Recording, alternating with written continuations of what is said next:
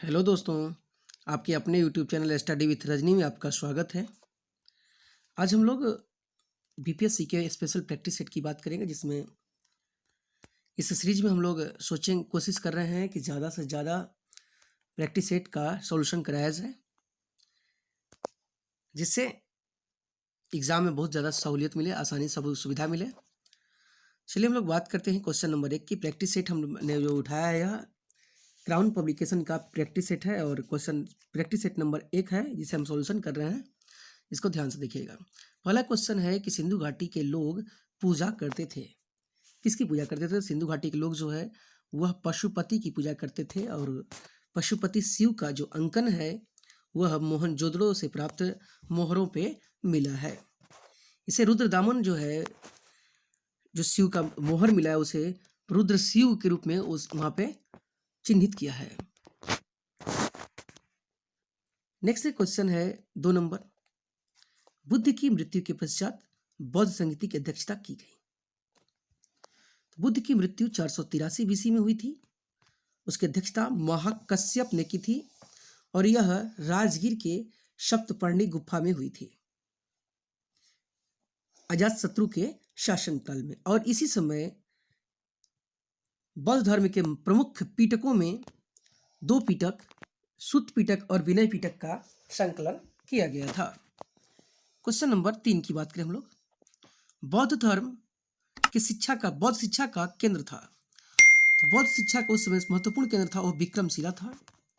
Question पूछ सकता है कि विक्रमशिला विश्वविद्यालय की स्थापना किसने करवाई थी? तो पाल शासक धर्मपाल ने करवाई थी। वहीं यह कहाँ स्थित है? तो यह भागलपुर में स्थित है।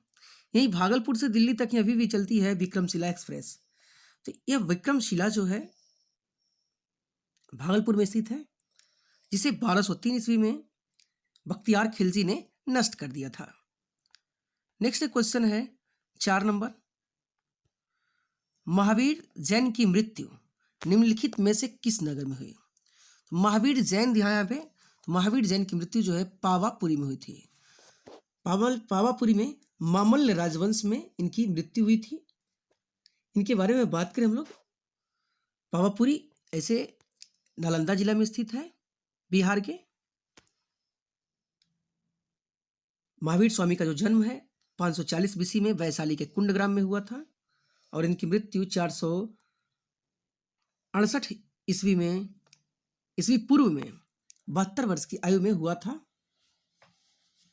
इन्हें ज्ञान की प्राप्ति ऋजुपालिका नदी के तट पर जाम्भिक ग्राम के नीचे, जाम्भिक ग्राम के पास शाल वृक्ष के नीचे इनकी ज्ञान की प्राप्ति हुई थी। नेक्स्ट क्वेश्चन नंबर 5 है। किस जैन सभा में अंतिम रूप से श्वेतांबर आगम का संपादन हुआ? तो देखिएगा, प्रथम जैन संगीति जो है पाटलिपुत्र में होती है, और इसी पाटलिपुत्र में जैन धर्म के संप्रदाय के रूप में श्वेतांबर और दिगंबर बढ़ जाते हैं। तो श्वेतांबर का यहाँ पे उदय होता है। श्वेतांबर का अर्थ है श्वेत वस्त्र धारण करते थे लोग। नेक्स्ट क्वेश्चन नंबर 6 है। 6ठी शताब्दी ईस्वी पूर्व में 16 महाजनपदों के विषय में निम्नलिखित में से किस बौद्ध ग्रंथ में सूचना मिलती है? तो ध्यान दीजिएगा, बौद्ध धर्म के अंगुत्तर निकाय में 6ठी महाजनपद के विषय में उल्लेख मिलता है। वही बात करें हम लोग, 16 महाजनपदों का उल्लेख बौद्ध ग्रंथ में किसमें मिलता है?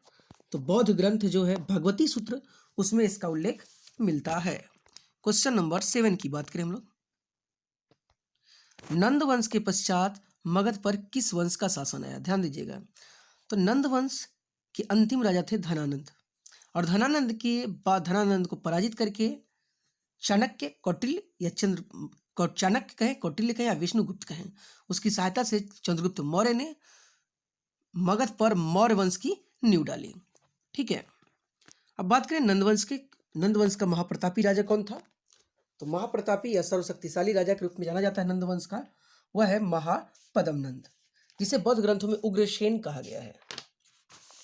इसे बौद्ध ग्रंथों में उग्रसेन कहा गया है। क्वेश्चन नंबर 8 की बात करें हम लोग।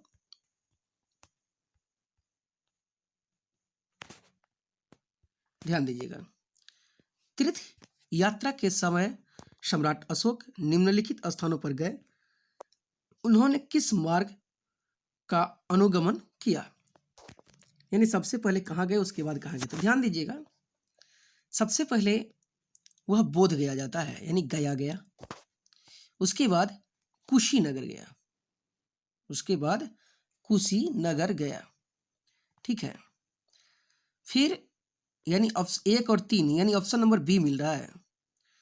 कुशीनगर गए, फिर वह लुम्बिनी गए, लुम्बिनी के बाद कपिल वस्तु गए, और कपिल वस्तु से वह कुशीनगर। यहाँ पे देखिए 5 नंबर जो है, यहाँ पे 5 पॉइंट में कुशीनगर जो है वह सही नहीं है, उसके जगह पे होना चाहिए सारनाथ, और उसके बाद श्रावस्ती गए। तो यहाँ पे जो है सारनाथ होगा, यहाँ पे क्वेश्चन में मिस्टेक है, यहाँ आंसर सारनाथ, यहाँ पे सारनाथ होगा, तब जाके आंसर मेरा क्या हो जाएगा, 2 होगा, ठीक है।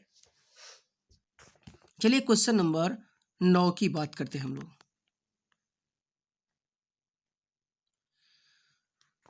ह्वेनसांग ने यात्रा के समय सूती कपड़ों का उत्पादन के लिए सबसे प्रसिद्ध नगर था। ह्वेनसांग जब यात्रा किया उस समय सूती वस्त्र का महत्वपूर्ण नगर कौन था, तो वह था मथुरा। उसका क्या था, मथुरा था। और बात करें ह्वेनसांग कब आया था, तो ह्वेनसांग हर्षवर्धन के शासनकाल में आया था।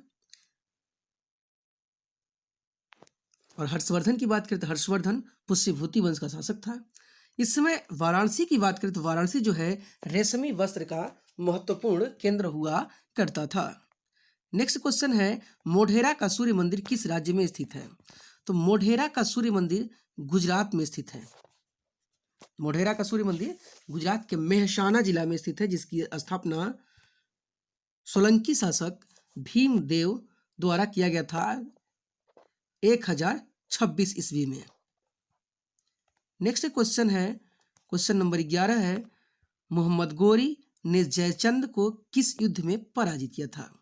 ध्यान दीजिएगा, जयचंद ही है जिन्होंने सबसे पहले मोहम्मद गोरी को भारत में आमंत्रित किया था, या फिर कह सकते हैं पृथ्वीराज चौहान से लड़ाई के समय जयचंद ने कोई मदद नहीं किया।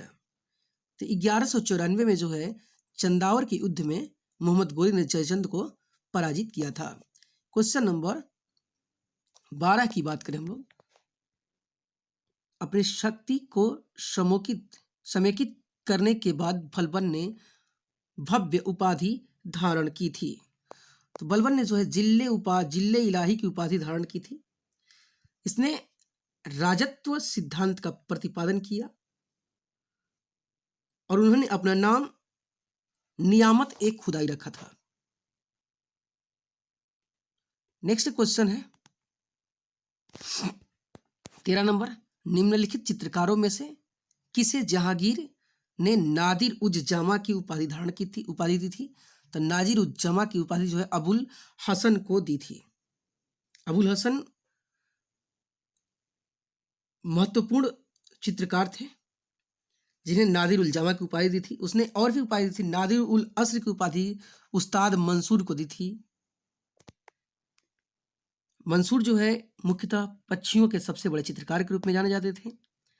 और सबसे बड़ी बात है कि जहांगीर से रिलेटेड क्वेश्चन पूछता है कि जहांगीर के काल को हम लोग चित्रकला का स्वर्ण काल कहते हैं। मुगल काल में चित्रकला का स्वर्ण काल कहा जाता है, तो वह जहांगीर के काल को कहा जाता है। अक्सर क्वेश्चन पूछा जाता है। क्वेश्चन नंबर 14 की बात करें हम लोग, दास्तान ए अमीर हमजा का चित्रांकन किसने किया था। तो यह अब्दुल सम्मद ने किया था, और अब्दुल सम्मद जो है अकबर के काल में इन्होंने किया था, और इसमें अकबर के यौवन अवस्था की सजीव चित्रण की गई है दास्तान अमीर हमजा में। यह एक प्रसिद्ध महाकाव्य है अरबी हजमनामा, उसके आधार पर यह बनाया गया था, ठीक है। क्वेश्चन नंबर 15 है, 1857 के विद्रोह का नेतृत्व बिहार में किसने किया था। 1857 का विद्रोह बिहार में नेतृत्व जो है आरा से किया था, कुंवर सिंह ने किया था। आरा के जगदीशपुर के रहने वाले थे, एक जमींदार थे। 80 वर्ष की उम्र में इन्होंने 1857 के विद्रोह में भाग लिया था, और कहा जाता है कि इनकी जब मृत्यु हुई थी तो इस समय उनका क्षेत्र स्वतंत्र था। इनकी मृत्यु 26 अप्रैल 1858 को हुई थी। नेक्स्ट क्वेश्चन नंबर है 16। 1857 के विद्रोह के से बिहार का कौन सा भाग अप्रभावित रहा? तो देखिए, दानापुर में तो हुआ ही विद्रोह, आरा में भी हुआ, पटना में भी विद्रोह हुआ, मुजफ्फरपुर में भी विद्रोह हुआ, परंतु मुंगेर में विद्रोह का कोई पता नहीं चलता। इसलिए आंसर क्या हो जाएगा? केवल 5, ऑप्शन नंबर बी सही होगा। नेक्स्ट क्वेश्चन नंबर है 17। कोल विद्रोह 1831-32 का नेतृत्व किसने किया था? कोल विद्रोह का नेतृत्व, कोल विद्रोह की बात करें हम लोग तो कोल विद्रोह झारखंड के छोटा नागपुर क्षेत्र में हुआ था 1831-32 में, जिसका नेतृत्व बुद्धू भगत या बुद्धो भगत ने किया था। नेक्स्ट क्वेश्चन नंबर है 18। 1855 ईस्वी में संथालों ने किस अंग्रेजी कमांडर को हराया था? तो यह मेजर बारो को हराए थे। संथालों का विद्रोह जो हुआ था 1855 में हुआ, जिसके नेता थे सिद्धू, कानू, चांद, भैरव, और उस समय जो अंग्रेजी जो लेफ्टिनेंट था, कमांडर था, वह था मेजर बारो। इसको इन्होंने बुरी तरह से पराजित किया था। नेक्स्ट क्वेश्चन नंबर है 19। 19 नंबर कहता है निम्नलिखित पर विचार कीजिए। कहता है Calcutta Unitarian Committee, Tabernacle of New Dispensation, Indian Reform Association, Keshab Chandra Sen से द्वारा का संबंध उपयुक्त में से किसका या किन की स्थापना से है? तो यह है केवल 2 और 3 से देखेगा। टेबरनेकल ऑफ डिस्पेंसन, टेबरनेकल ऑफ डिस्पेंसन और इंडियन रिफॉर्म एसोसिएशन की इन्होंने स्थापना की थी। केशव चंद्र सेन की बात करें तो केशव चंद्र सेन 1857 में इन्होंने ब्रह्म समाज की सदस्यता ग्रहण की थी। 1861 में इन्होंने इंडियन मिरर पत्रिका स्थापित की थी और यह भारत का पहला अंग्रेजी समाचार पत्र था। ध्यान दीजिएगा, इंडियन मिरर जो था उनका सबसे पहला अंग्रेजी समाचार पत्र था भारत का। 1872 में उन्होंने ब्रह्म विवाह के अधिनियम की मान्यता दिलाई। 1868 में टेबरनेकल ऑफ न्यू डिस्पेंसन की स्थापना की थी इन्होंने। भारतीय सुधार संघ की स्थापना के लिए भी इन्हें जाना जाता है। नेक्स्ट क्वेश्चन नंबर है 20। निम्नलिखित युग्मों पर विचार कीजिए। आंदोलन संगठन और उसके नायक, कौन सा सही है कौन गलत है, सुमेलित है या, इसके बारे में हम लोग को बात करना है। तो देखिएगा, इसका आंसर है डी, तीनों सही है। अखिल भारतीय अस्पृश्यता विरोधी लीग की स्थापना महात्मा गांधी ने की थी। महात्मा गांधी ने इसकी स्थापना की थी 1932 में और महात्मा गांधी ने 1 सितंबर 1932 को इसकी स्थापना की थी। 1932 में महात्मा गांधी ने हरिजन संघ की भी स्थापना की थी।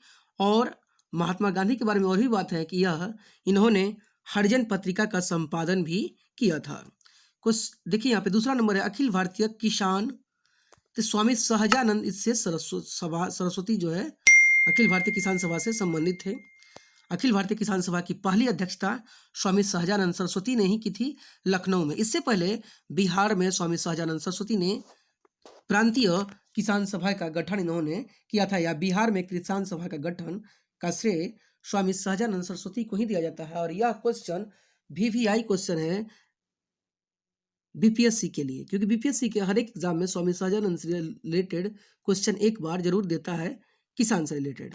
नेक्स्ट तीसरा है आत्मसम्मान योजना किसने लागू की थी? तो इसने जो है EV रामास्वामी नायर ने की थी। यह भी सही है। तो क्वेश्चन यहाँ पे आंसर हो जाएगा डी, 1 और 2 और 3 तीनों क्या है? सही है। नेक्स्ट क्वेश्चन नंबर है यहाँ पे 21 नंबर क्वेश्चन देखिएगा। निम्नलिखित कथनों में से कौन सा कथन BD सावरकर के बारे में सही है? तो BD सावरकर के बारे में ये चारों क्वेश्चन, चारों जो पॉइंट्स हैं ये सही हैं। उन्होंने अभिनव भारत नामक क्रांतिकारी संगठन की स्थापना की थी, यह भी बात सही है। भारतीय राष्ट्रवादियों को प्रेरित करने के उद्देश्य से उन्होंने मैजनी की जीवनी लिखी थी, ये भी सही है। इन्होंने 1857 की क्रांति को जो है प्रथम स्वतंत्रता संग्राम कहा है। उन्होंने भारत का स्वतंत्रता संग्राम 1857 नामक पुस्तक लिखी जो 1857 के विद्रोह का एक राष्ट्रवादी दृष्टिकोण प्रदान करती है, यह भी सही है। और चौथा है, ब्रिटिश कैद से मुक्त होने के लिए उन्होंने एक चलती जहाज से कूद गया था, यह भी बात सही है। जब वो आ रहे थे ब्रिटेन से भारत, उसी समय वो जहाज से कूद गए, परंतु पकड़े गए थे। ठीक है, तो यहाँ पे ए नंबर ऑप्शन सही है। नेक्स्ट है क्वेश्चन नंबर 22, स्वतंत्रता संग्राम के सबसे कम आयु के शहीद थे। तो सबसे कम आयु के जो शहीद हुए हैं वह है खुदीराम बोस। खुदीराम बोस को 11 अगस्त 1908 को फांसी दी गई थी। इन्हें फांसी देने एक किंग्सफोर्ड को मारने का प्रयास किए थे, मुजफ्फरपुर के सेशन जज को, और इसीलिए इन्हें फांसी दी गई थी मात्र 19 वर्ष 8 माह 8 दिन की उम्र में। नेक्स्ट क्वेश्चन नंबर है 23, मैडम भिक्काजी कामा से संबंधित निम्नलिखित कथनों पर विचार कीजिए। तो यहाँ पे हो जाएगा ऑप्शन नंबर बी, केवल 2 और 3। मैडम कामा दादा भाई नौरोजी की निजी सचिव रहीं। जी हाँ, मैडम कामा जो है, मैडम भिक्काजी कामा इनका पूरा नाम है, और इन्होंने जो है एक पारसी थी। इनका जन्म जो है बंबई में 1861 में हुआ था। लंदन में दादा भाई नौरोजी की सेक्रेटरी के रूप में काम इन्होंने किया था, और इन्होंने नारा दिया था कि आगे बढ़ो, हम भारत के लिए हैं और भारत भारतीयों के लिए है। ठीक है, तो यहाँ पे इनके माता पिता पारसी थे, खुद पारसी थी, तो यह भी बात सही है। तो 1 और 2 और 3 यहाँ पे दोनों सही है। नेक्स्ट क्वेश्चन नंबर है 24, निम्नलिखित में से कौन सा चंपारण सत्याग्रह का एक अति महत्वपूर्ण पहलू है। तो इसका अति महत्वपूर्ण पहलू है यहाँ पे सी नंबर ऑप्शन, भारत के राष्ट्रीय आंदोलन में किसान असंतोष का सम्मिलित होना। क्योंकि यह चंपारण सत्याग्रह 1917 ईस्वी में होता है, और इसमें किसान क्षुब्ध थे। इसमें किसानों के लिए महात्मा गांधी ने प्रथम आंदोलन किया था, और कहा जाता है कि प्रथम सत्याग्रह जो है भारत में महात्मा गांधी ने कब किया था, तो 1917 में चंपारण में किया था। और यह किसके विरोध किया था, तो 3 कठिया प्रथा के विरोध में किया था। 3 कठिया प्रथा यानी 3/20 भाग पर कम से कम नील की खेती करनी होती थी, इसके विरोध में इन्होंने यह बात और यह आंदोलन की थी, या यह सत्याग्रह की थी। नेक्स्ट क्वेश्चन नंबर है 25 नंबर, निम्नलिखित में से किसने नील की खेती के संबंध में चंपारण में महात्मा गांधी को आमंत्रित किया था।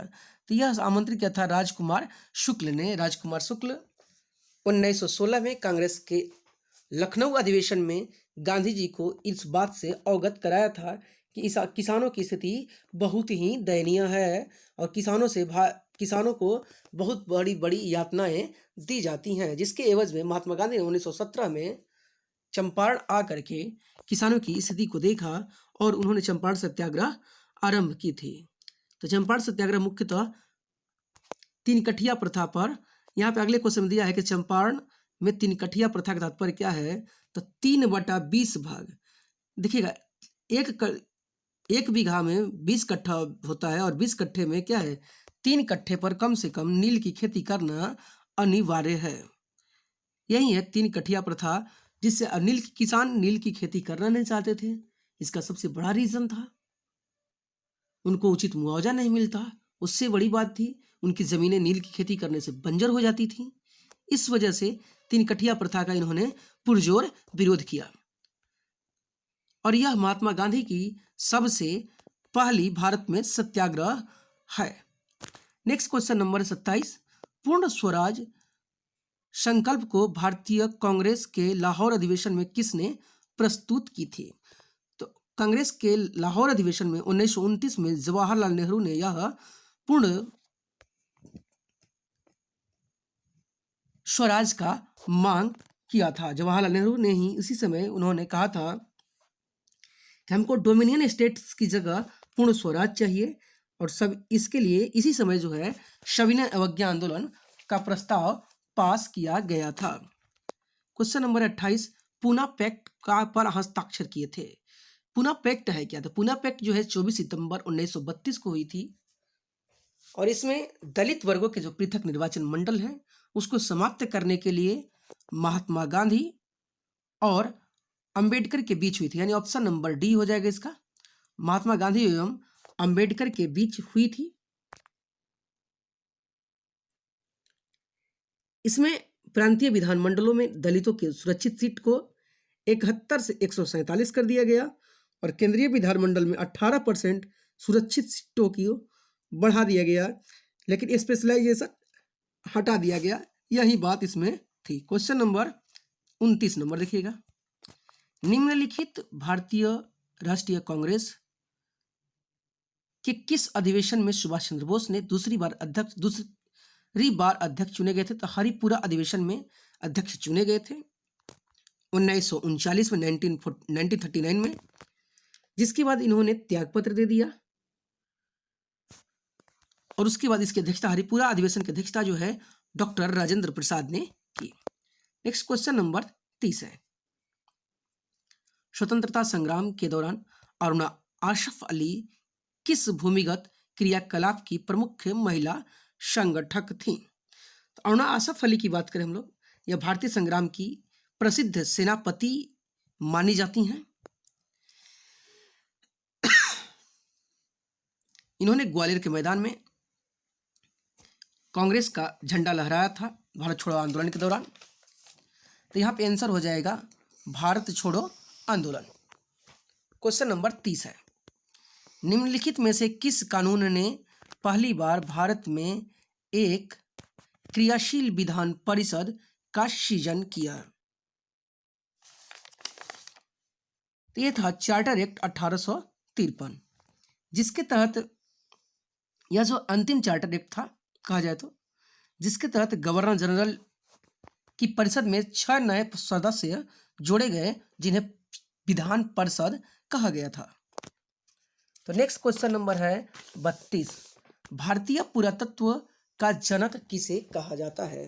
तो भारतीय पुरातत्व का जनक अलेक्जेंडर कनिंघम को कहा जाता है। 1861 ईस्वी में लॉर्ड कैनिंग के शासनकाल में इन्होंने भारतीय पुरातत्व संरक्षण विभाग की स्थापना की थी। वर्तमान में भारतीय पुरातत्व संरक्षण विभाग की बात करें हम लोग तो इसका मुख्यालय नई दिल्ली में है और स्टार्टिंग दौर में यानी जब इसकी स्थापना हुई थी तो इसका मुख्यालय कोलकाता में था। वही बात करें हम लोग जॉन मार्शल की यहाँ पे, तो जॉन मार्शल के नेतृत्व में ही या निर्देशन में हड़प्पा सभ्यता की खुदाई हुई थी। हड़प्पा सभ्यता के मुख्य जो नगर हैं हड़प्पा और मोहनजोदड़ो, उसकी खुदाई हुई थी। जेम्स प्रिंसप जो थे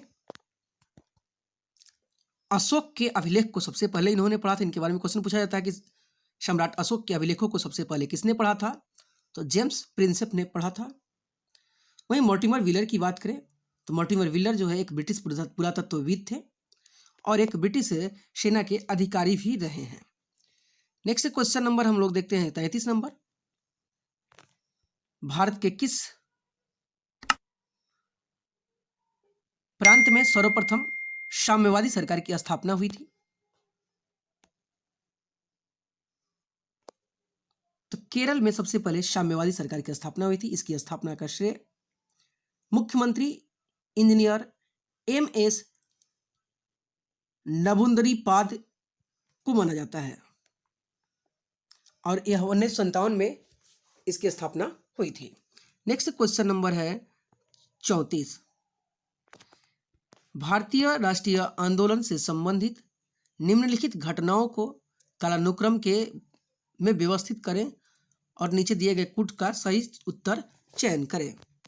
तो सबसे यहाँ पे दिया रॉलेट एक्ट 1919, रॉलेट एक्ट 1919, भारतीय राष्ट्रीय कांग्रेस का अमृतसर अधिवेशन 1919 और जलियांवाला बाग हत्याकांड 1919।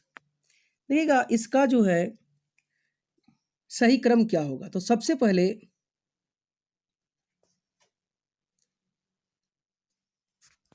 इसमें हम लोग क्रम मिलाएंगे। सबसे पहले क्या होगा? तो रॉलेट एक्ट पहले आया होगा, एक कॉमन सेंस लगाएं। तो रॉलेट एक्ट पहले आया होगा, रॉलेट एक्ट के बाद रॉलेट सत्याग्रह होगा, और रॉलेट सत्याग्रह के बाद जो है क्या होगा, यहाँ पे जलियांवाला बाग हत्याकांड हो गया होगा, और उसके बाद इसी समय अब लाहौर अमृतसर में जो है सबका ध्यान आकर्षण हुआ होगा, तो राष्ट्रीय कांग्रेस का क्या होगा, यहाँ पे अधिवेशन होगा। तो यही हुआ था, सबसे पहले रॉलेट एक्ट आया था 21 मार्च 1919 को रॉलेट एक्ट आया था। रॉलेट सत्याग्रह 6 अप्रैल 1919 को आया, और भारतीय राष्ट्रीय कांग्रेस का अमृतसर अधिवेशन 2019 का यह 26 से 30 दिसंबर 1919 के बीच हुआ था। इससे पहले जलियांवाला बाग हत्याकांड हो गया 13 अप्रैल 1919 को, यानी ऑप्शन नंबर यहाँ पे बी हो जाएगा 1 2 4 3। ठीक है, नेक्स्ट क्वेश्चन है 35 नंबर, विश्व का सबसे ऊंचा कहा जाने वाला विश्व शांति स्तूप बिहार में कहाँ स्थित है? तो यह राजगीर में स्थित है। विश्व शांति स्तूप राजगीर में स्थित है, और यह 400 मीटर ऊंचाई पहाड़ी पर स्थित है, जिसमें बुद्ध के 4 स्वर्ण मुद्राएं स्थापित की गई हैं। कहा जाता है कि अशोक ने जो है इसका निर्माण करवाया था। अशोक ने लगभग 84,000 स्तूपों का निर्माण करवाया था, जिसे जो है पुष्यमित्र शुंग ने नष्ट कर दिया था। और स्तूप की बात करें तो स्तूप जो है मौर्यकालीन वास्तुकला का महत्वपूर्ण देन के रूप में माना जाता है। नेक्स्ट क्वेश्चन है 36 नंबर, लघु हिमालय स्थित है। तो लघु हिमालय शिवालिक और मध्य महान हिमालय के बीच, ध्यान दीजिएगा, यहाँ ऊपर में ट्रांस हिमालय पड़ जाएगा, उसके बाद क्या होगा, उसके बाद बृहद हिमालय होगा, यहाँ पे लघु हिमालय होगा, और यहाँ पे क्या होगा, शिवालिक होगा। तो लघु हिमालय जो है लघु हिमालय जो है बृहद हिमालय या हिमाद्री, और लघु यहाँ पे निम्न हिमालय कहें या फिर शिवालिक के बीच में स्थित है, वह है लघु हिमालय। ठीक है, तो नेक्स्ट क्वेश्चन है 37 नंबर, पाट अंचल अवस्थित है।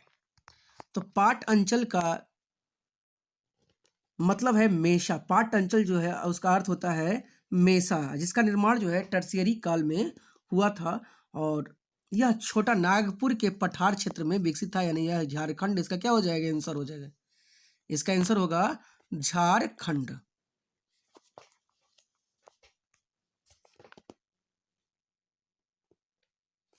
नेक्स्ट क्वेश्चन है 38 नंबर, वर्ष 2008 में बिहार की कौन सी नदी ने अपना मार्ग परिवर्तित किया एवं आपदा की स्थिति उत्पन्न हुई? तो ध्यान दीजिएगा, बिहार का शोक कोसी नदी को कहा जाता है, और कोसी ने अपना मार्ग बदला था। अब बात करें हम लोग, 28 अगस्त को यह घटना हुई थी, और इसे जो है तत्कालीन प्रधानमंत्री नरेंद्र मोदी ने आपदा घोषित किया था।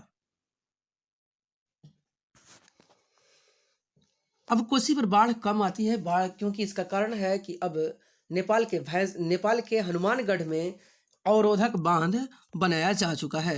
क्वेश्चन नंबर 39 की बात करें, भारत में कितने भूकंपीय जोखिम अंचलों में विभाजित किया गया है? तो 4 में बांटा गया है। ऐसे भूकंपीय जोन कुल 5 होते हैं। भारत में पहला और दूसरा भूकंपीय जोन को एक ही में सम्मिलित किया गया है, अतः 4 भूकंपीय जोन माने जाते हैं। नेक्स्ट क्वेश्चन है 40 नंबर, कौन सी नगदी फसल ने अधिकतम विदेशी मुद्रा से निर्यात प्राप्त होता है? तो ध्यान दीजिएगा, सबसे ज्यादा चाय से अधिक मुद्रा प्राप्त होती है। ठीक है, फिर भी देश का लगभग 75% चाय का उत्पादन जो है, कुल चाय के उत्पादन का अंदर ही भारत में ही खपत हो जाता है, लगभग 75% चाय। ठीक है, 11.8% लगभग इसकी हिस्सेदारी होती है कुल निर्यात में। जितने भी वस्तुएं उसके कुल निर्यात में 11.8% की हिस्सेदारी होती है चाय की प्रतिवर्ष। चलिए नेक्स्ट क्वेश्चन है, गंगा के निचले मैदान की एक विशेषता है, यहाँ वर्ष भर जलवायु उच्च तापमान के साथ आर्द्र बनी रहती है। इस क्षेत्र के लिए निम्नलिखित फसलों के युग्मों में से कौन सा युग्म सबसे उपयुक्त है? तो ध्यान दीजिएगा, निचली क्षेत्र का मतलब है यहाँ पे वेस्ट बंगाल से है, और वेस्ट बंगाल में 2 चीज़ें बहुत ही फेमस है। वहाँ पे धान की खेती सालों भर होती है, और जूट में वह अग्रणी है, अर्थात धान और जूट मेरा क्या होगा, आंसर होगा। देखिए कॉन्सेप्ट से बनाएगा क्वेश्चन बहुत आसानी से बन जाएगा। नेक्स्ट क्वेश्चन नंबर 42 है, इंडियन ब्यूरो ऑफ माइंस का मुख्यालय कहाँ स्थित है। इंडियन ब्यूरो ऑफ माइंस का मुख्यालय जो है यह नागपुर में स्थित है। ठीक है, इसकी इंडियन ब्यूरो ऑफ माइंस की स्थापना 1948 में हुई थी।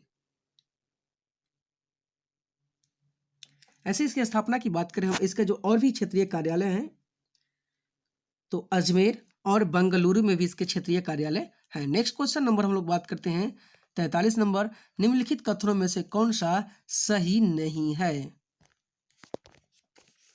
तो कहता है कि विश्व में नाइट्रोजनी उर्वरक का भारत दूसरा सबसे बड़ा उत्पादक है।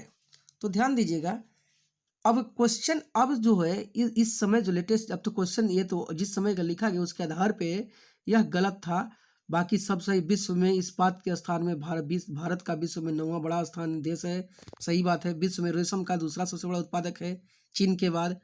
कोयला के उत्पादन में विश्व में भारत का तृतीय स्थान है, यह भी बात सही है। लेकिन यह था दूसरा सबसे बड़ा, तो यह क्या है, उस समय के अनुसार गड़बड़ था, लेकिन अभी सही है, इसलिए आंसर हो जाएगा ई। उपर्युक्त में से कोई नहीं यहाँ पे आंसर होना चाहिए, या उपर्युक्त में से एक से अधिक, यह सही है। क्वेश्चन नंबर नेक्स्ट है 44, महाविस्फोटक सिद्धांत संबंधित है किससे। तो महाविस्फोटक सिद्धांत की बात करें, इसको हम लोग बोलते हैं इंग्लिश में बिग बैंग थ्योरी, और यह ब्रह्मांड परिकल्पना संबंधित है, यानी ब्रह्मांड की उत्पत्ति का इसमें पता चलता है इससे। ठीक है, तो बिग बैंग थ्योरी जो है ब्रह्मांड की उत्पत्ति से संबंधित है, और इसका प्रतिपादक थे जॉर्ज लेमेंटियर। जॉर्ज लेमेंटियर जो है एक बेल्जियम के वैज्ञानिक थे। 1920 में इसका इन्होंने 1920 में इसका जो है इन्होंने प्रतिपादन किया था। ठीक है, नेक्स्ट क्वेश्चन नंबर है 45, किस स्थान का मानक समय निर्धारित करने का आधार माना गया है। तो देखिए प्रधान मध्याह्न रेखा, ठीक है, जिसको हम लोग बोलते हैं इंग्लिश में GMT, ग्रीनविच मेरिडियन टाइम, जो 0 डिग्री देशांतर से गुजरती है, इसको माना गया है। 0 डिग्री देशांतर की बात करें हम लोग तो यह ग्रीनविच लंदन से माना जाता है। ऐसे बात करें हम लोग तो कि कौन कौन देश से गुजरता है, तो यह स्पेन, यूनाइटेड किंगडम, फ्रांस, माली, अल्जीरिया, बुर्किना फासो, टोगो, घाना और अंटार्कटिका से यह गुजरता है। नेक्स्ट क्वेश्चन, अब हम बात करें यहाँ पे भारत का मानक समय क्या है। तो भारत का मानक समय 82.5 डिग्री पूर्वी देशांतर है, जो इलाहाबाद के नैनी या मिर्जापुर से गुजरता है। नेक्स्ट क्वेश्चन नंबर है 46, निम्नलिखित में से कौन सा स्थल अवरुद्ध देश नहीं है। तो ध्यान दीजिएगा, वर्ल्ड में कहा जाता है कि लगभग 45 देश ऐसे हैं जो स्थल अवरुद्ध हैं। इसमें से स्थल अवरुद्ध कौन सा नहीं है उसको चुनना है। स्थल अवरुद्ध का मतलब कि स्थल से चारों ओर से बंधा नहीं है। तो लाइबेरिया जो है ये स्थल से बंधा नहीं है, इसकी समुद्री सीमा है। बाकी जो है अफगानिस्तान हो गया, लाओस हो गया, लग्जमबर्ग हो गया, ऐसे ऐसे लगभग 45 देश हैं जो स्थल अवरुद्ध हैं, यानी चारों तरफ से स्थल से पैक उनका समुद्री सीमा नहीं है। नेक्स्ट क्वेश्चन नंबर 47, इसमें मिलान करना है कि कहाँ पे क्या है। ठीक है, तो यहाँ पे देखिएगा, यहाँ पे जो है बी नंबर ऑप्शन है कि 5 है, यानी यूक्रेन। यहाँ पे यूक्रेन जो है ए पर स्थित है, यानी यहाँ पे यूक्रेन स्थित है। और बी नंबर पे स्थित है मैकेजी, यहाँ पे मैकेजी है। सेंट लॉरेंस जो है सी नंबर ऑप्शन पे है, और ओरनिको डी पे स्थित है। नेक्स्ट क्वेश्चन है, जहां चीन ने ब्रह्मपुत्र नदी पर नवंबर 2010 में एक बांध का निर्माण करना प्रारंभ किया, वह स्थान है। तो वह स्थान है जांगमऊ। जांगमऊ है जहाँ पे नवंबर 2010 में इन्होंने कार्य प्रारंभ किया है।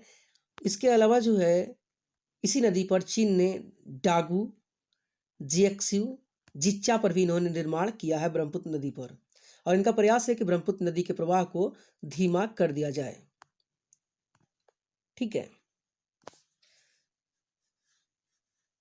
नेक्स्ट क्वेश्चन नंबर है 49। निम्नलिखित में से कौन सा भूतपूर्व सोवियत संघ का भाग था जिसमें कुर्दिश लोग रहते हैं? तो यह आर्मानिया जो है देश है, उसमें कुर्दिश लोग रहा करते हैं और यह पश्चिमी मध्य एशिया का हिस्सा है। आर्मानिया में जो कुर्दिश लोग हैं यह इस्लाम धर्म के एक बहुत बड़े वर्ग के रूप में जाने जाते हैं। नेक्स्ट क्वेश्चन है 50 नंबर। बिहार के किस प्रमंडल में के अंतर्गत न्यूनतम जिले आते हैं? तो ध्यान दीजिएगा दोस्तों, अगर आप बीपीएससी का एग्जाम दे रहे हैं तो एक बार जरूर पूरे प्रमंडल को आप लोग कंठस्थ कर लीजिए और उसमें कौन कौन से जिले हैं यह भी जरूर देख लीजिए, अक्सर पूछा जाता है। तो बिहार के किस प्रमंडल के अंतर्गत न्यूनतम जिले हैं? तो यह न्यूनतम जिला जो है भागलपुर प्रखंड के अंतर्गत है। भागलपुर में मात्र 2 ही जिला है, भागलपुर और बांका इसके अंतर्गत है, ठीक है। वहीं बात करें हम लोग पटना प्रमंडल की, तो पटना प्रमंडल में 6 जिला है।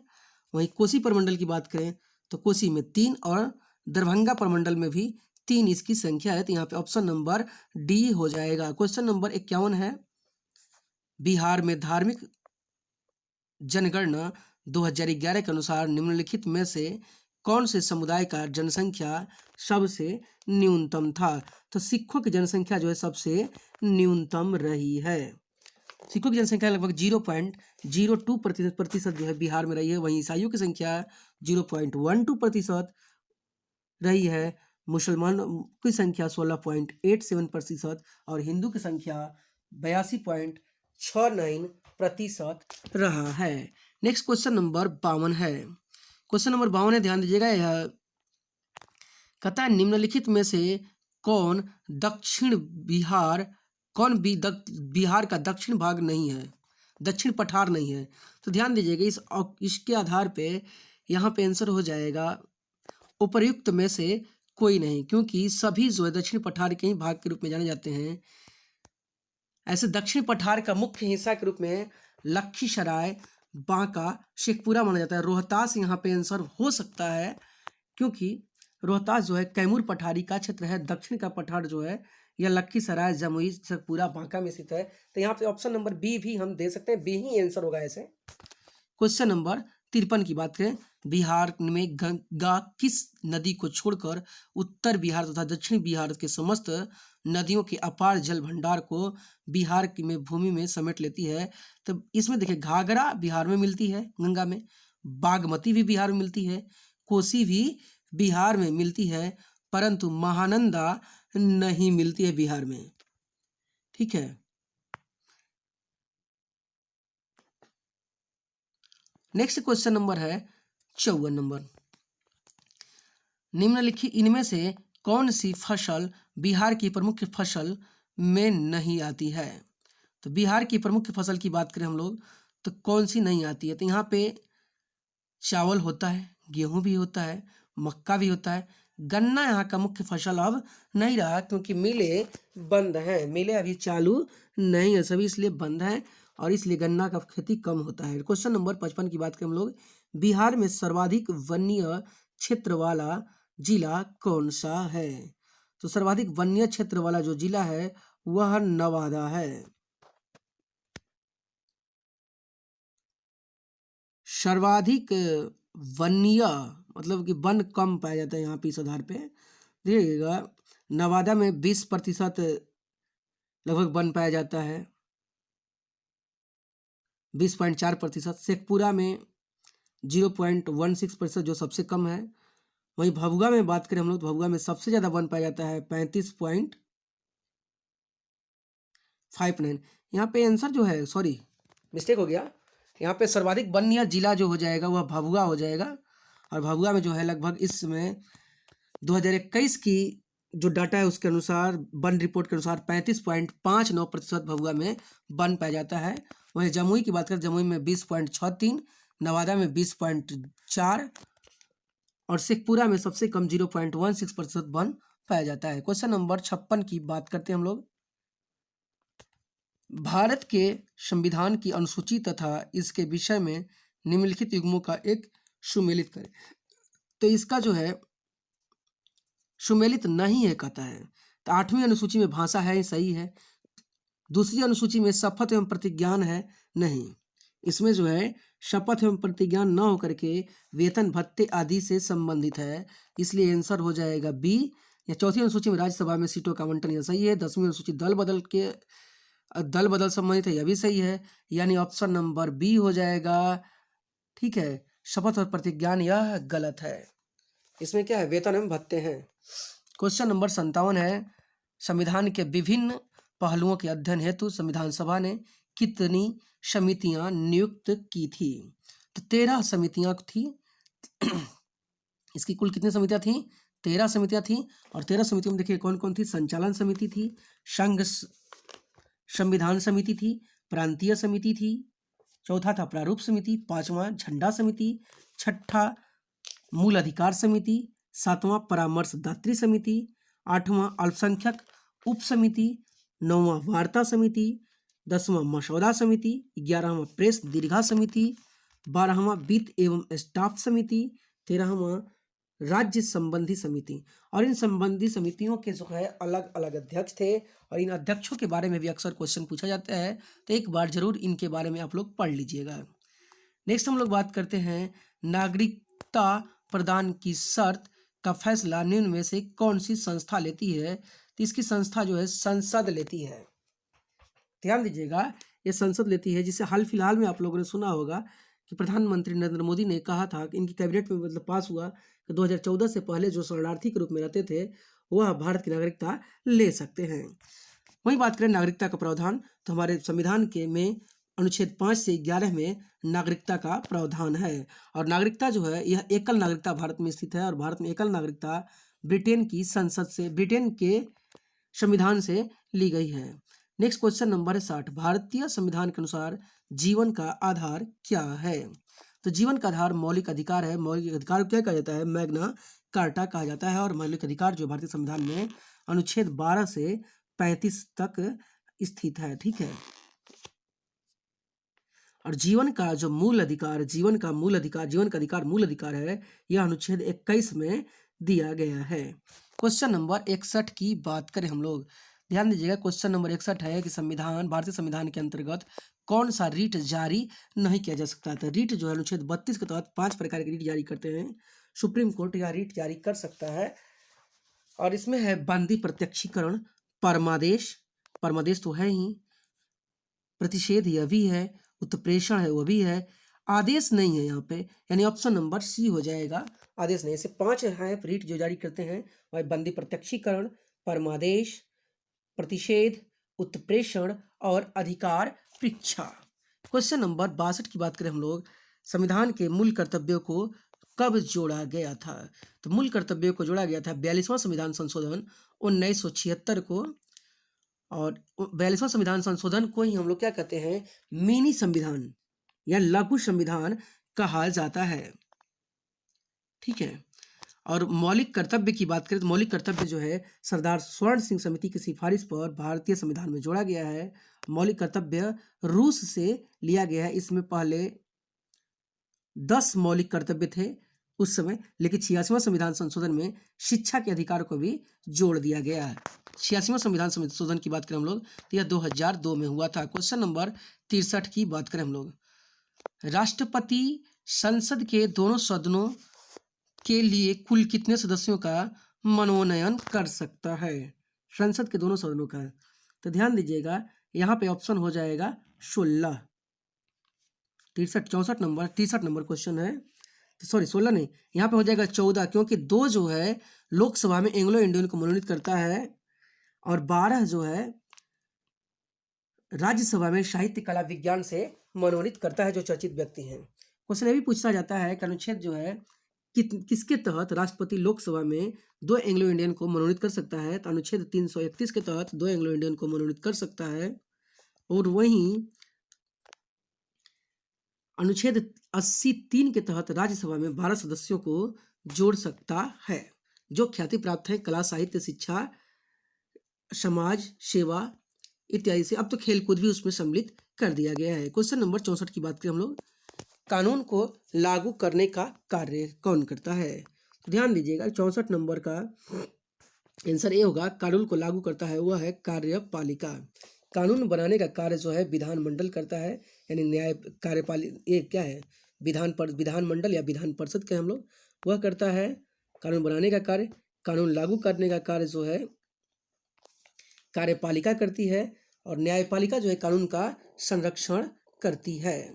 तो ऑप्शन नंबर यहाँ पे हो जाएगा ए, कार्यपालिका। क्वेश्चन नंबर 65, ध्यान दीजिए 65 नंबर क्वेश्चन कहता है, लोकसभा अध्यक्ष के मताधिकार को क्या कहा जाता है? तो यह निर्णायक मताधिकार कहा जाता है। ध्यान दीजिएगा, इसके निर्णायक मताधिकार कहा जाता है, क्योंकि यह वोटिंग में भाग नहीं लेता है। जब वोट बराबर हो जाएगा, मत बराबर हो जाएंगे, तब यह अपना मताधिकार का प्रयोग करता है। क्वेश्चन नंबर 66 की बात करें, भारत के नियंत्रक महालेखा परीक्षक निम्नलिखित में से किसकी प्राप्तियों और व्यय की लेखा परीक्षा नहीं करते हैं? तो यह स्थानीय निकाय का परीक्षा और व्यय का ये सब लेखा जोखा ये नहीं करते हैं। वही बात करें हम लोग, भारतीय महालेखा परीक्षक की नियुक्ति का प्रावधान किस अनुच्छेद में है? तो अनुच्छेद 148 में है, और राष्ट्रपति द्वारा इसकी नियुक्ति की जाती है। ये इसका जो कार्यकाल है या तो वह 6 वर्ष का होता है, या फिर उसका उम्र 65 वर्ष तक कंप्लीट हो जाए। ठीक है, 6 वर्ष या 65 वर्ष तक, जो पहले आ जाए वह होता है इसका कार्यकाल। क्वेश्चन नंबर 67 की बात करें, किस भारतीय राज्य की प्रथम महिला राज्यपाल बनी थी? कौन इसमें? तो श्रीमती सरोजिनी नायडू बनी थी, और सरोजिनी नायडू को भारत कोकिला कहा जाता है, और यह उत्तर प्रदेश की पहली महिला राज्यपाल बनी थी। ये कांग्रेस की पहली महिला अध्यक्ष भी बनी थी, प्रथम भारतीय महिला। क्वेश्चन नंबर 68 की बात करें हम लोग, भारत के उच्चतम न्यायालय के लिए निम्नलिखित में से क्या सही है? तो यहाँ पे ध्यान दीजिएगा, उच्चतम न्यायालय जो है एक संघीय न्यायालय है, यह भी बात सही है। यह एक अपीलीय न्यायालय है, सही है। संविधान का रक्षक है, यह भी सही है। यानी उपयुक्त डी क्या हो जाएगा? वो डी में हो जाएगा कि सभी विकल्प क्या हैं? सही हैं। तो आंसर नंबर डी हो जाएगा इसका आंसर। क्वेश्चन नंबर हम लोग बात करें, दामोदर वैली कॉरपोरेशन क्या है? दामोदर नदी घाटी परियोजना के बारे में हम लोग बात कर रहे हैं यहाँ पे। दामोदर नदी घाटी परियोजना जो है स्वतंत्र भारत की पहली नदी घाटी परियोजना है, जो एक संविधिक निकाय है, क्योंकि इसकी स्थापना जो है जब हुई थी उस समय संविधान बन ही रहा था। यह एक संविधिक निकाय के रूप में जाना जाता है। ठीक है, नेक्स्ट क्वेश्चन नंबर है 70, संविधान में निम्नलिखित में से किसके बारे में उपबंध नहीं है? तो योजना आयोग के बारे में कोई उपबंध नहीं है। योजना आयोग की बात करें तो योजना आयोग जो है 1946 में केसी नियोगी कमेटी के आधार पर बना था, और 15 मार्च 1950 में इसका गठन किया गया। जनवरी 2015 में इसे नीति आयोग नाम दे दिया गया है। यह निर्वाचन आयोग के अनुच्छेद 324 के अंतर्गत और वित्त आयोग के अनुच्छेद 280 तथा लोक सेवा आयोग के 315 अनुच्छेद में क्या है, इसका प्रावधान है योजना आयोग का।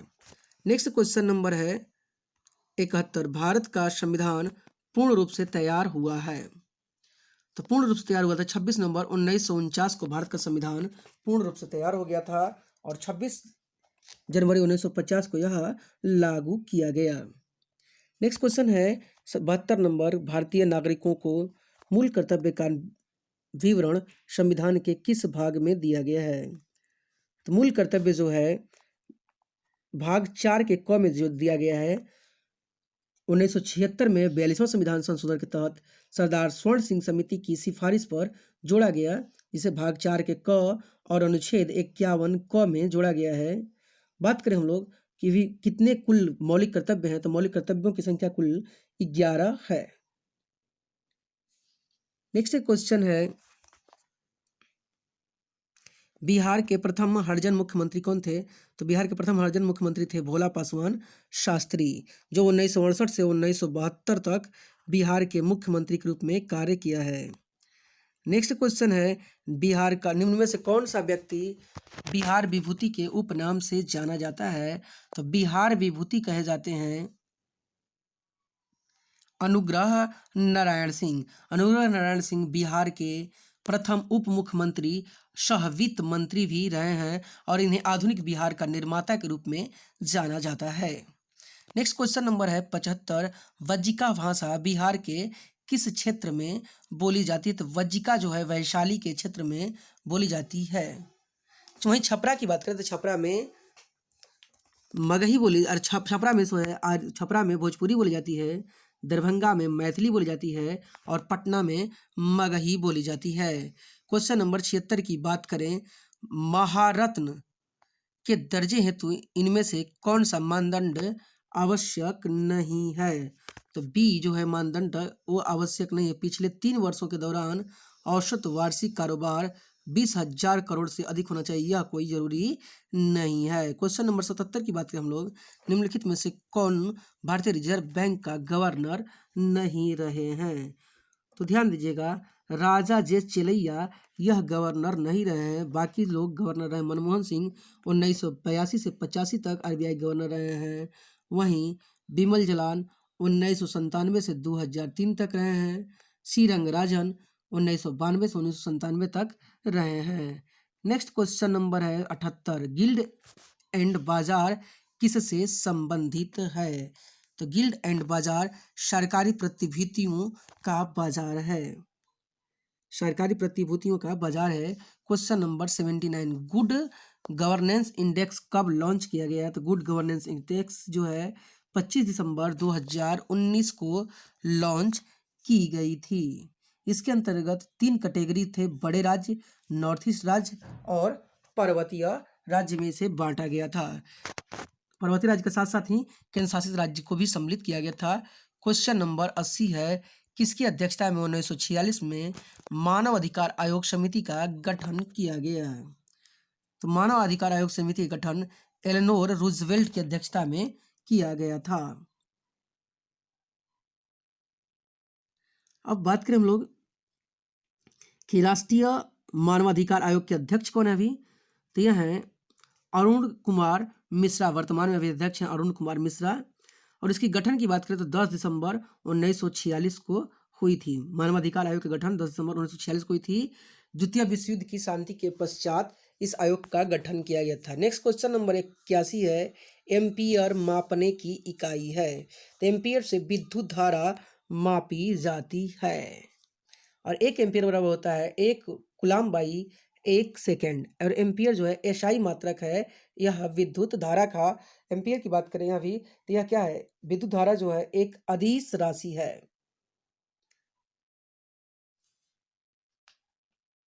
क्वेश्चन नंबर 82 है, त्वरण ज्ञात करने का सही सूत्र कौन सा है? तो इसका है ए बराबर v minus you by T, जहां v है कण का अंतिम वेग, u है कण का प्रारंभिक वेग, a है त्वरण और t होता है समय। क्वेश्चन नंबर 83 है, पृथ्वी के चारों ओर परिक्रमा कर रहा कृत्रिम उपग्रह इसलिए पृथ्वी पर नीचे नहीं गिरता क्योंकि पृथ्वी का आकर्षण, तो यहाँ पे है उसकी गति के लिए आवश्यक त्वरण उत्पन्न करता है। इस वजह से क्या होता है? पृथ्वी पर वह गिरता नहीं है।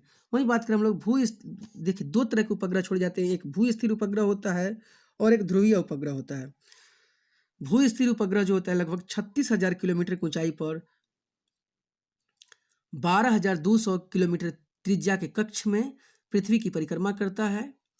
जो यह उपग्रह होता है दूर संचार और अन्य संचार प्रणाली को जानकारी देता है। वही ध्रुवीय उपग्रह की बात करते हैं, मौसम संबंधी जानकारी, बादलों के चित्र लेना, वनों, पेड़ों, नदियों इत्यादि का चित्र लेने में यह सहायक होता है, जो 500 किलोमीटर से 800 किलोमीटर की ऊंचाई पर स्थापित किया जाता है।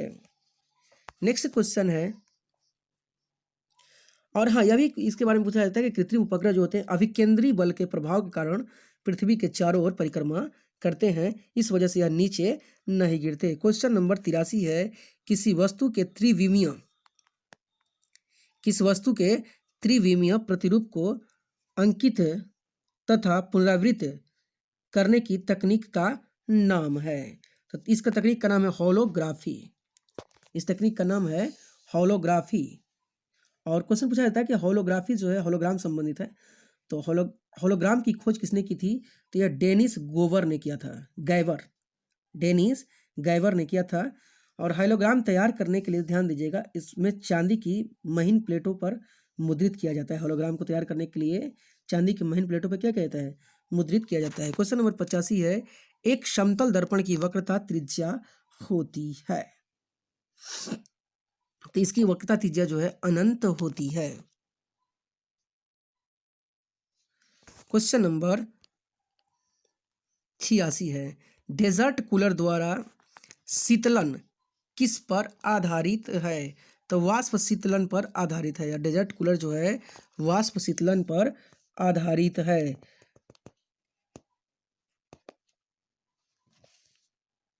नेक्स्ट क्वेश्चन है,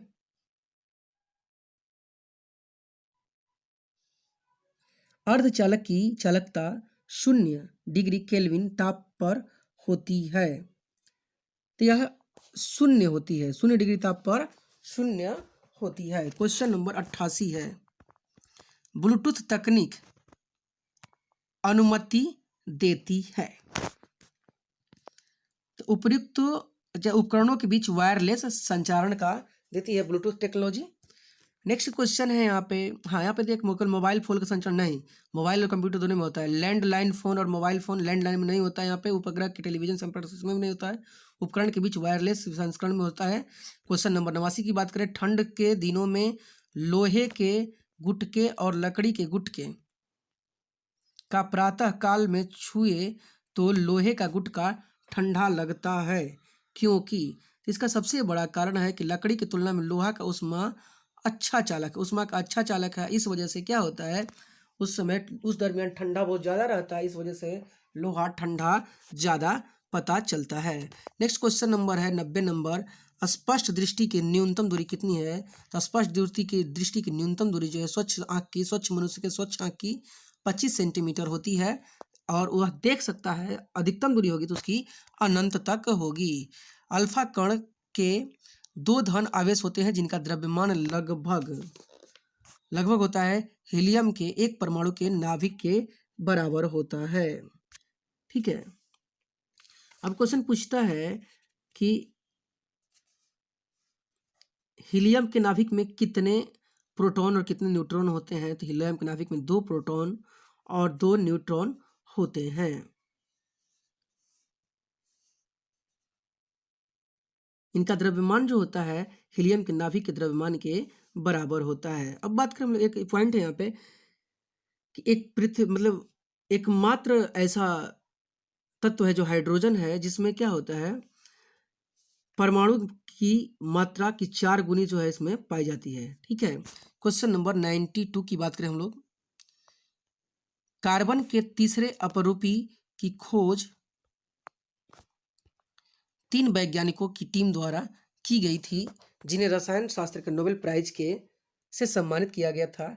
उसको चिन्हित कीजिए जो उस टीम के में सम्मिलित नहीं था, यानी कौन इसमें सम्मिलित नहीं था उसको चिन्हित करना है। तो ये है ऑप्शन नंबर डी, फैमन जो है इसमें नहीं थे, बाकी सभी लोग थे। और इस अब बात करें हम लोग कि कार्बन का तीसरा रूप क्या है, तो कार्बन का तीसरा रूप है वह है C16 है। ठीक है, जिसे फ्लोरीन कार्बन कहा जाता है, यानी फ्लोरीन जो है कार्बन का शुद्धतम रूप है। इसे फ्लोरीन का उपयोग जो है सूक्ष्म बॉल बेयरिंग और हल्की बैटरी बनाने में किया जाता है। सूक्ष्म बॉल बेयरिंग और हल्की बैटरी बनाने में इसका किया जाता है। नेक्स्ट क्वेश्चन है कि हाइड्रोजन को जलने से क्या बनेगा? तो हाइड्रोजन जब जलेगा तो उससे क्या बनेगा? यहाँ पे हाइड्रोजन जब जलता है तो क्या बनता है? पानी बनता है। और हाइड्रोजन को ब्रह्मांड में जो है सबसे हल्की गैस के रूप में जाना जाता है। यह रंगहीन, गंधहीन और दहनशील गैस के रूप में जानी जाती है, और ब्रह्मांड में सबसे ज़्यादा गैस हाइड्रोजन है। इसे भविष्य का ईंधन भी कहा जाता है। इसके नाभिक में केवल 1 प्रोटॉन पाया जाता है। और क्वेश्चन ये भी पूछता है कि आवर्त सारणी का कौन सा एकमात्र तत्व है जिसके नाभिक में न्यूट्रॉन नहीं पाया जाता? तो हाइड्रोजन के नाभिक में न्यूट्रॉन नहीं पाया जाता है, और हाइड्रोजन के सभी अम्लों में अम्लों का अनिवार्य अंग है। हाइड्रोजन जो है सभी अम्लों का अनिवार्य अंग। इसका कहने का तात्पर्य है कि सभी अम्लों में हाइड्रोजन पाया जाता है। इसका उच्च ताप पर ऑक्सीजन से अभिक्रिया करके क्या बनाता है? यह जल बनाता है। नेक्स्ट क्वेश्चन नंबर है 94। निम्न में से कौन सा सबसे अधिक श्यान है? तो यह है सी, सहज। श्यान मतलब होता है गंभीर यानी गाढ़ा है। ठीक है, तो श्यान का जो श्यानता गुणांक कैसा ही मात्रक जो होता है डेकपॉइज होता है, या फिर पॉइजली होता है, या फिर पॉइजली वाई पर से पास्कल सेकेंड होता है।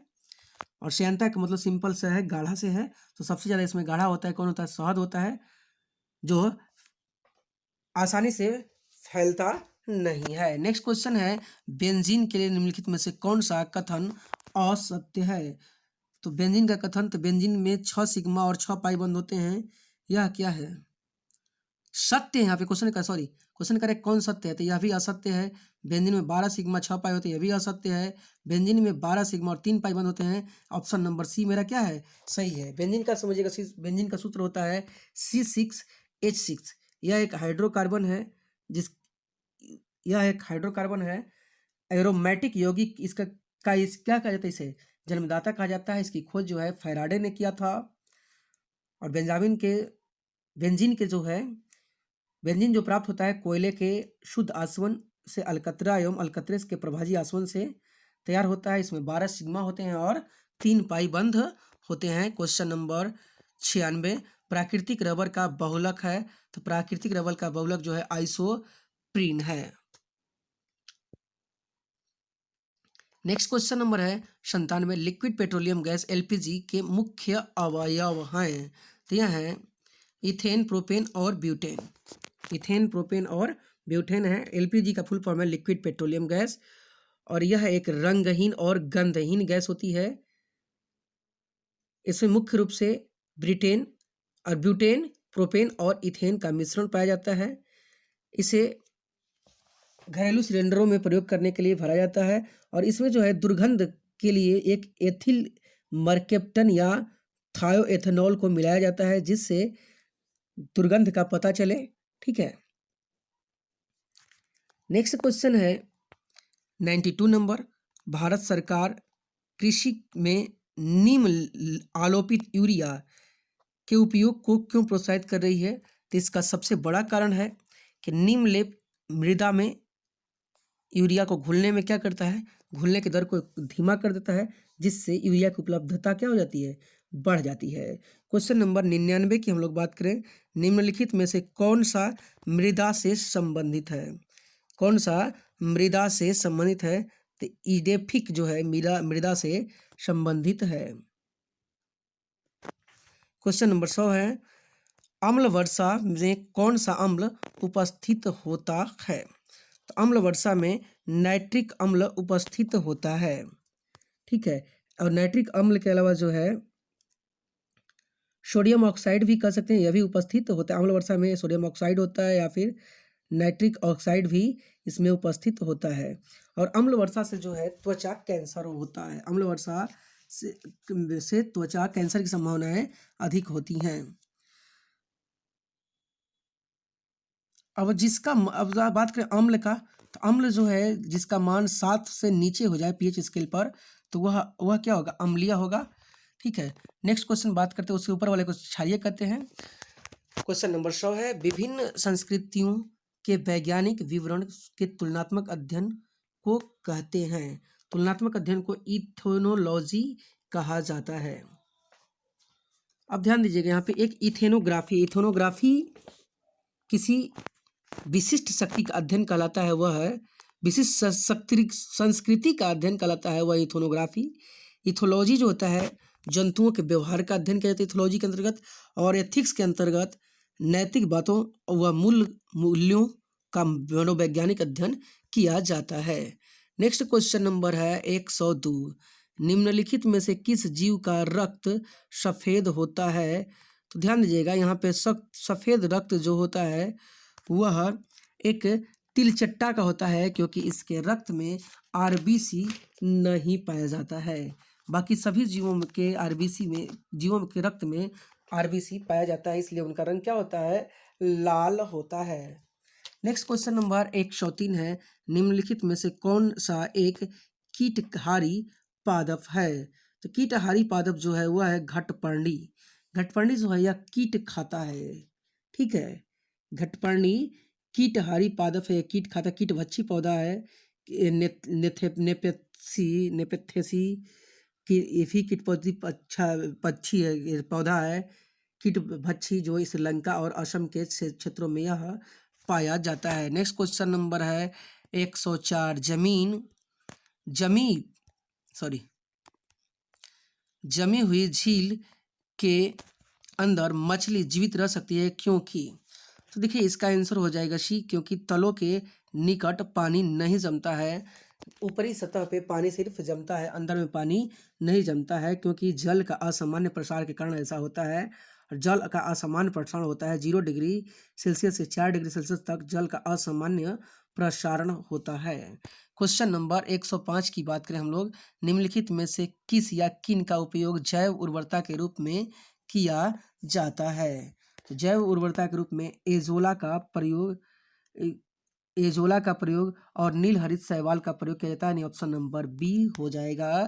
क्वेश्चन नंबर 106 है, रक्त का थक्का बनने में फाइब्रोनिजन को फाइब्रिन में परिवर्तन में भाग लेने में एंजाइम है, तो यह है भाग लेने में एंजाइम हुआ है थ्रोम्बिन है, ठीक है। और स्तनधारियों के रुधिर में प्लेटलेट्स पाया जाता है, और प्लेटलेट्स में जो है ये सभी पाए जाते हैं। और ये रक्त का थक्का बनाने में जो है विटामिन के बहुत ही कारगर है। और विटामिन के क्या करता है कि हमारे शरीर में जो भी कटे हुए पार्ट्स हैं उस पर वहाँ उसका जो है तुरंत इलाज करने के लिए हमारे जो रक्त में फाइब्रिन का स्कंदन करता है, जिससे रक्त आसानी से जम सके। नेक्स्ट क्वेश्चन है 107, प्रोटीन के पाचन में सहायक एंजाइम है। तो प्रोटीन के पाचन में सहायक एंजाइम है वो है ट्रिप्सिन। अब बात करते हैं हम लोग प्रोटीन का पाचन। ट्रिप्सिन जो है यह कहाँ से निकलता है, तो यह अग्नाशय रस से निकलता है। अग्नाशय रस में 3 प्रकार के निकलते हैं, जो है इसमें होता है ट्रिप्सिन जो है प्रोटीन का पाचन करता है, प्रोटीन के पाचन में सहायक है।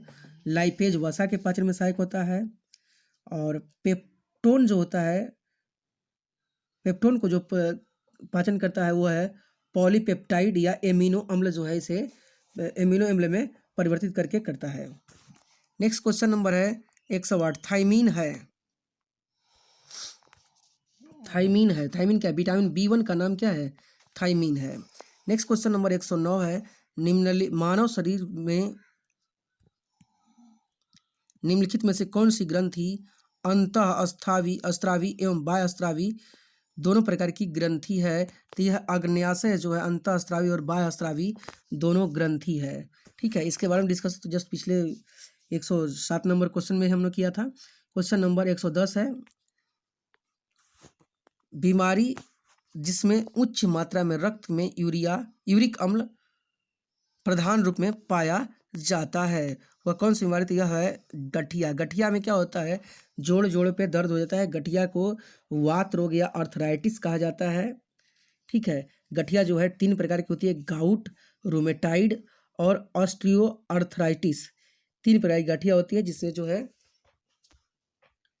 गठिया के दौरान क्या होता है, पाचन की प्रक्रिया के दौरान ये प्रोटीन टूटता है और शरीर में जो है यूरिक एसिड को बनाता है, और यूरिक एसिड बढ़ने से रक्त में जो है इसकी मात्रा बढ़ जाती है, तो इसके लक्षण दिखने लगते हैं। क्वेश्चन नंबर 111 की बात करें हम लोग, तो 111 से नंबर ध्यान दीजिएगा, 111 से लेकर के 130 तक इसमें मैथ्स है, ठीक है। 121 नंबर क्वेश्चन पे हम लोग चलेंगे, ध्यान दीजिएगा। 121 नंबर क्वेश्चन है, निम्नलिखित में से किसने बिहार की पहली महिला डीएफओ के रूप में पदभार ग्रहण किया है। तो यह पहली महिला डीएफओ बनी है वह है रुचि सिंह। बिहार की पहली महिला डीएफओ बनी है वह है रुचि सिंह। क्वेश्चन नंबर नेक्स्ट है 15 से 17, ध्यान दीजिएगा, 15 से 17 2021। जनवरी 2021 में मध्य बिहार में प्रथम पक्षी राज्य महोत्सव कलरव का आयोजन किस अभ्यारण्य में किया गया था? तो ये नागी-नकटी अभ्यारण्य में किया गया था। नागी-नकटी की बात करें तो यह 2 बांध के बीच में स्थित है और इसका उद्घाटन जो है मुख्यमंत्री नीतीश कुमार ने किया था। नेक्स्ट क्वेश्चन नंबर है 123। ग्रीन बजट पेश करने वाला बिहार क्या है? कौन सा राज्य है? तो भारत का पहला राज्य है जो ग्रीन बजट पेश किया है। और ग्रीन बजट जो है 2020-21 में किए थे वित्त मंत्री सुशील कुमार मोदी ने किया था, जो बिहार के उप मुख्यमंत्री थे। जल जीवन हरियाली अभियान इसी के तहत जो है पेश किया गया। क्वेश्चन नंबर 124 है देहदान या अंगदान करने पर बिहार सरकार द्वारा कितनी राशि प्रोत्साहन के रूप में दी जाएगी? तो यह जो है 1 लाख रुपए जो है प्रोत्साहन के रूप में दी जाएगी। 10 लाख रुपए प्रोत्साहन के रूप में दी जाएगी। नेक्स्ट क्वेश्चन नंबर है 125। बिहार के किस सॉफ्टवेयर के द्वारा विद्यार्थियों के खाते में पोशाक एवं छात्रवृत्ति राशि भेजी जाएगी? तो यह मेधा सॉफ्टवेयर के द्वारा भेजी जाएगी, जिसका उद्घाटन मुख्यमंत्री नीतीश कुमार ने किया था। क्वेश्चन नंबर 126 की बात करें, बिहार में महिलाओं के द्वारा अपना बैंक का संचालन कहाँ किया जा रहा है? तो अपना बैंक का संचालन जो है यह मुजफ्फरपुर में किया जा रहा है। नेक्स्ट क्वेश्चन नंबर 127 है 24 घंटे महिलाओं की सहायता के लिए बिहार पुलिस ने कौन सा ऐप लॉन्च किया है? तो यह है पुलिस दीदी ऐप इन्होंने लॉन्च किया है। नेक्स्ट क्वेश्चन है 128। बिहार के किस जिले में राज्य का पहला कैंसर डिटेक्शन सेंटर हाल ही में खोला गया है? तो यह बक्सर जिला में खोला गया है और इसकी जो शुभारंभ किए हैं अश्विनी कुमार चौबे, केंद्रीय स्वास्थ्य एवं परिवार कल्याण मंत्री जो थे अश्विनी कुमार चौबे, इन्होंने इसका उद्घाटन किया है। क्वेश्चन नंबर 129 है इनमें से किसे बिहार का नया महालेखाकार नियुक्त किया गया है? तो यह है राम अवतार शर्मा को बिहार का नया महालेखाकार नियुक्त किया गया है और इनके बारे में क्वेश्चन पूछा जा सकता है क्योंकि इससे पहले यह अमेरिका के वाशिंगटन के स्थित प्रधान निदेशक कार्यालय में निदेशक के पद पर कार्यरत थे। नेक्स्ट क्वेश्चन नंबर 130 है इंडिया जस्टिस रिपोर्ट ने पूरे देश में महिला पुलिस कर्मियों के लिए प्रतिशत में बिहार का पहला स्थान दिया। यह रिपोर्ट किसके द्वारा प्रकाशित की गई है? तो यह टाटा ट्रस्ट के द्वारा प्रकाशित की गई है, जिसके तहत बिहार में 25.3% महिला रोजगार में है। ठीक है, बिहार पुलिस में। नेक्स्ट क्वेश्चन है, हम लोग बात करें 131 नंबर टोक्यो ओलंपिक 2021 में कौन समापन समारोह के ध्वजावाहक थे? तो ये ध्वजावाहक थे बजरंग पुनिया। ठीक है, बजरंग पुनिया जो है एक कुश्ती खिलाड़ी हैं भारत के। वही बात करें हम लोग एमसी मैरी कॉम की, तो एमसी मैरी कॉम मुक्केबाज हैं। मनप्रीत सिंह की बात करें तो मनप्रीत सिंह उद्घाटन समारोह में क्या थे? यह भी हिस्सा थे। क्वेश्चन नंबर 132 की बात करें, करेन विद्रोही का संबंध किस देश से है? तो करेन विद्रोही का संबंध म्यांमार से है। नेक्स्ट क्वेश्चन नंबर हम लोग बात करें 133 नंबर विश्व वन्यजीव दिवस कब मनाया जाता है? तो विश्व वन्यजीव दिवस प्रत्येक 3 मार्च को मनाया जाता है, प्रतिवर्ष 3 मार्च को मनाया जाता है। और 2021 की जो इसकी थीम थी forests and livelihood sustaining people and planet. Next question number 134 है भारत में फिनो पेमेंट बैंक का मुख्यालय कहाँ है? तो भारत में फिनो पेमेंट बैंक का मुख्यालय वह मुंबई में स्थित है।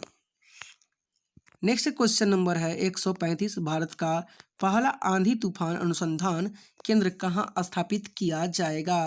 तो यह उड़ीसा में स्थापित किया जाएगा, क्योंकि उड़ीसा के तट पर सबसे ज़्यादा आंधी तूफान आते हैं, इसलिए यहीं पर किया जाएगा, उड़ीसा के बालासोर में।